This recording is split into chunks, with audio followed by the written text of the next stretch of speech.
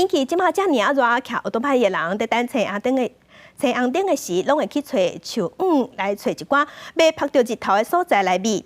伫高雄公山，就有民众骑奥多拜为着闪日头，停伫半路，后壁的车是险险啊甲弄落。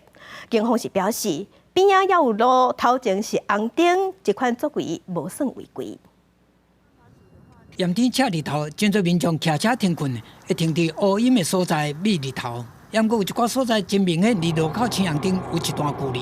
随到下晡4点外，高雄有民众骑机车经过公山区富贵西路，头前车向阳动来，后壁车赶紧闪回，则无代志。临时停伫路中伤危险，民众将行车影像放伫面册社群，马鞍山向警方检举。无想到警方煞安尼甲回应。机车因路口已亮红灯，且有减速刹车灯亮起，旁边尚有其他车辆可以通行的空间，尚未达到任意骤然减速刹车之行为。警方讲，道路交通管理处罚条例有规定，汽机车驾驶毋是违法，行政中凊彩减速打档啊，也是伫车道暂停，上悬会当罚24000块。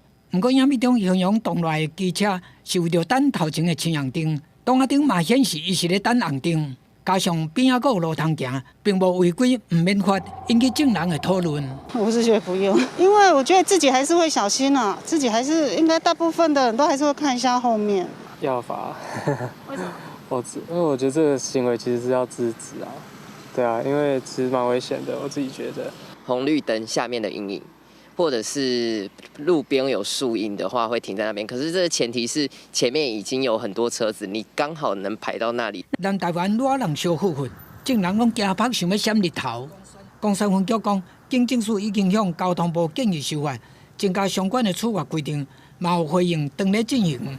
后续若通过，会当予警方有依据通执法，减少争议。记者综合报道。